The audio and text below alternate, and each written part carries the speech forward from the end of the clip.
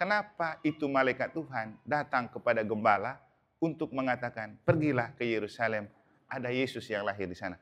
Kenapa tidak kepada Herodes? Kenapa tidak kepada pejabat dan pebisnis dan orang-orang elit? Jawabannya apa? Ini kan masalah hati. Saya sangat yakin walaupun opa oma ini sudah tua, susah ke gereja, tapi hati kamu lebih terarah kepada Tuhan. Kamu yang sesungguhnya merayakan Natal. Kami yang muda-muda ini hanya bersembunyi di Tuhan bersamamu. Inilah Injil Tuhan kita Yesus Kristus menurut Lukas. Dimuliakanlah Tuhan. Di daerah itu ada gembala-gembala yang tinggal di padang menjaga kawanan ternak mereka pada waktu malam. Tiba-tiba berdirilah seorang malaikat Tuhan di dekat mereka dan kemuliaan Tuhan bersinar meliputi mereka dan mereka sangat ketakutan. Lalu kata malaikat itu kepada mereka, jangan takut sebab sesungguhnya aku memberitahukan kepadamu kesukaan besar untuk seluruh bangsa. Hari ini telah lahir bagimu juru selamat yaitu Kristus Tuhan di kota Daud. Dan inilah tandanya bagimu, kamu akan menjumpai seorang bayi dibungkus dengan lampin dan terbaring di dalam palungan. Dan tiba-tiba tampaklah bersama-sama dengan malaikat itu sejumlah besar bala tentara surga yang memuji Allah, katanya. Kemuliaan bagi Allah di tempat yang maha tinggi dan damai sejahtera di bumi di antara manusia yang berkenan kepadanya. Setelah malaikat-malaikat itu meninggalkan mereka dan kembali ke surga, gembala-gembala itu berkata seorang kepada yang lain, marilah kita pergi ke Betlehem untuk melihat apa yang terjadi di sana, seperti yang diberitahukan Tuhan kepada kita. Lalu mereka cepat-cepat berangkat dan menjumpai Maria dan Yusuf dan bayi itu yang sedang terbaring di dalam palungan. Dan ketika mereka melihatnya, mereka memberitahukan apa yang telah dikatakan kepada mereka tentang anak itu. Dan semua orang yang mendengarnya heran tentang apa yang dikatakan gembala-gembala itu kepada mereka. Tetapi Maria menyimpan segala perkara itu di dalam hatinya dan merenungkannya. Maka kembalilah gembala-gembala itu sambil memuji dan memuliakan Allah, karena segala sesuatu yang mereka dengar dan mereka lihat, semuanya sesuai dengan apa yang telah dikatakan kepada mereka. Demikianlah sabda Tuhan, terpujilah Kristus. Opa dan Oma, Bapak Ibu Saudara-saudari, frater, teman-teman dari PDKK dan PSE, semuanya yang saya kasihi dalam Tuhan. Bacaan Injil yang telah kita dengar adalah keseluruhan dari tema Natal yang diangkat oleh KWI dan PGI. KWI itu Konferensi Wali Gereja Indonesia dan PGI itu Persekutuan Gereja-Gereja Indonesia. Kalau di tema Natal yang umum judulnya marilah sekarang kita pergi ke Bethlehem. Bukan marilah nanti, tetapi marilah sekarang. Artinya itu sangat mendesak. Untuk apa ke Bethlehem dan ada apa di Bethlehem? Bethlehem itu tempat kelahiran Yesus. Dan Bethlehem menjadi istimewa bukan karena kotanya yang hebat, tapi karena Yesusnya yang lahir di Bethlehem. Bethlehem itu terkenal dan tenar karena Yesus lahir di sana. Kalau Yesus tidak lahir di Bethlehem, belum tentu juga dia tenar. Karena katanya zaman dulu, zaman Yesus masih kecil, Bethlehem itu kota kecil yang mungkin terdiri dari cuma 60 kakak kalau tidak salah. Dan itu juga tidak semua, bukan orang Katolik isinya. 50-50 katanya antara yang Yahudi sama yang bukan. Tapi untuk kita, Bethlehem menjadi besar karena Yesus. Makanya ketika Nathanael menjumpai Yesus dan orang yang bercerita tentang Yesus, dia bilang apa? Adakah sesuatu yang baik datang dari Nazaret? Ya, karena Yesusnya. Jadi kalau kita diminta ke Bethlehem, itu karena ada Yesus di sana. Nah, seperti yang saya katakan waktu rekoleksi umat, kita tidak mungkin ke Bethlehem lagi, karena Yesus sudah tidak tinggal di Bethlehem. Dengan kita dibaptis dalam nama Bapa, Putra, dan Roh Kudus, Yesus itu sudah tinggal di dalam diri kita, di dalam hati kita. Maka Bethlehem untuk kita adalah hati nomor 1, keluarga nomor 2, gereja nomor 3, dunia nomor 4. Maka kalau kita diajak segera pergi ke Bethlehem, artinya mari kita pergi ke hati kita masing-masing, menjadikan hati kita sebagai palungan untuk Yesus lahir kembali. Karena Yesus lahir di hati itu jauh lebih penting dan lebih asik. Supaya Yesus bekerja dari dalam hati kita. Kemudian yang kedua, Bethlehem itu keluarga. Karena ada keluarga Kudus Nazaret juga di sana. Kalau tidak ada keluarga Kudus Nazaret, tidak tenar juga Bethlehem itu. Dan dalam Injil kita mendengar Yusuf dan Maria itu setia mendampingi Yesus yang sudah dilahirkan. Dan orang-orang para gembala yang datang banyak bercerita tentang Yesus yang membuat mereka juga kaget. Kok ada cerita seperti ini? Tapi Maria menyimpan semua perkara itu dalam hati. Untuk kita, keluarga adalah Bethlehem. Maka Yesus lahir di kota Bethlehem. Dan kita sekarang pergi ke Bethlehem, artinya mari kita pergi ke keluarga kita masing-masing. Lihat situasi dan kondisi di dalam keluarga kita masing-masing. Jangan sampai tidak ada damai di keluarga. Karena Yesus itu lahir sebagai Raja Damai. Saya mendengar banyak cerita dan melihat banyak kenyataan. Biar Natal beberapa kali, masih ada juga adik kakak yang belum berdamai-berdamai kan. Bertengkar terus, entah rebut aset kah, rebut warisan kah, rebut apa saja. Bertahun-tahun. Tapi Katolik dan setiap tahun juga merayakan Natal. Terus untuk apa Natal? Kalau tidak ada kelahiran baru. Nah, kenapa saya bicara begini? Karena opa oma ini yang punya anak-anak dan cucu yang sering bertengkar itu. Pasti ada kan? Untung kalau tidak ada. Kalau ada, ajar mereka dan ajak mereka. Apa artinya merayakan Natal kalau tidak ada damai di keluarga? Toh akhirnya kita mati, kita bukan bawa harta. Kita mati, kita bawa Yesus. Kita dibawa oleh Yesus. Yesus adalah jalan, kebenaran, dan hidup. Saya juga tumbuh dari keluarga, hidup dari keluarga. Ada persoalan seperti itu juga. Ada perebutan aset, ada perebutan harta. Seperti yang pernah saya ceritakan. Pernah karena saya anak sulung, kita dikumpulkan untuk bagi-bagi itu asetnya orang tua. Ada adik saya yang karena dia tidak sekolah, dia memang tidak mau sekolah. Dia merasa karena dia tidak sekolah, dia harus dapat lebih banyak. Yang lain karena sekolah bilang, jangan dapat lebih banyak. Sudah, setelah dibagi, saya lalu bilang begini, bagaimana, sudah cukup? Terus saya bilang, kau itu dapat lebih banyak.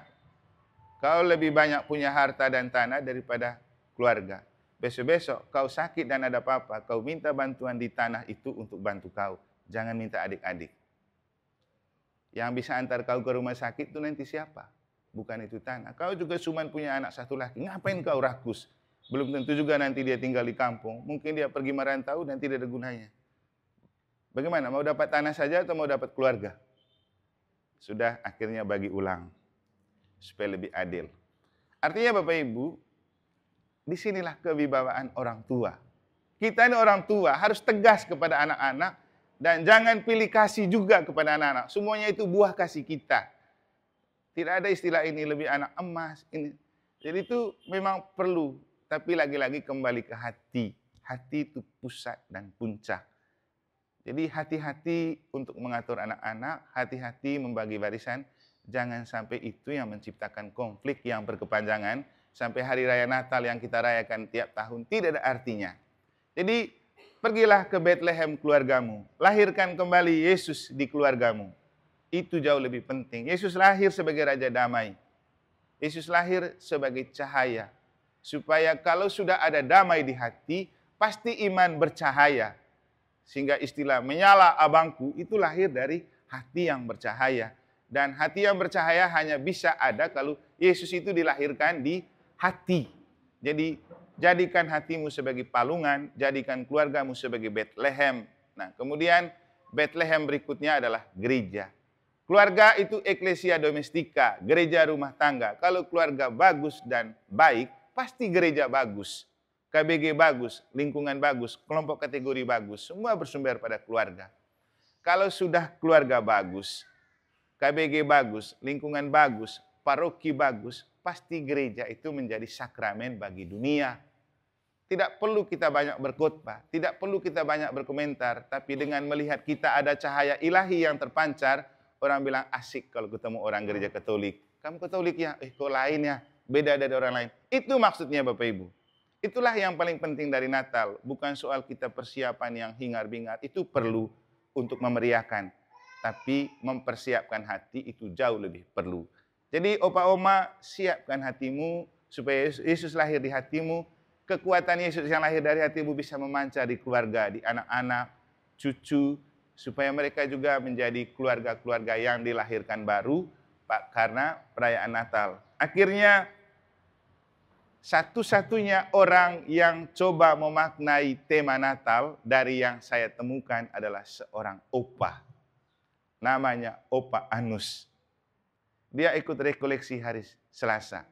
Setelah itu kita pergi kubur orang meninggal di rumah duka. Di jalan dia bertanya begini, Romo, kenapa itu malaikat Tuhan datang kepada gembala untuk mengatakan, pergilah ke Yerusalem, ada Yesus yang lahir di sana. Kenapa tidak kepada Herodes? Kenapa tidak kepada pejabat dan pebisnis dan orang-orang elit? Jawabannya apa? Ini kan masalah hati. Saya sangat yakin walaupun opa oma ini sudah tua, susah ke gereja, tapi hati kamu lebih terarah kepada Tuhan. Kamu yang sesungguhnya merayakan Natal. Kami yang muda-muda ini hanya bersembunyi di balik kesibukan dan kemeriahan. Tapi belum tentu kita siapkan hati. Buktinya tidak ada yang peduli dan mau tanya, kenapa harus para gembala? Dan kalau kita membayangkan, para gembala itu pasti juga orang-orang tua semua kan, yang gembala domba. Jadi sering saya bilang, Tuhan itu melihat hati. Manusia melihat apa yang tampak di mata, tapi Tuhan melihat hati. Tuhan tahu hati mana yang pantas untuk melahirkan kembali Yesus.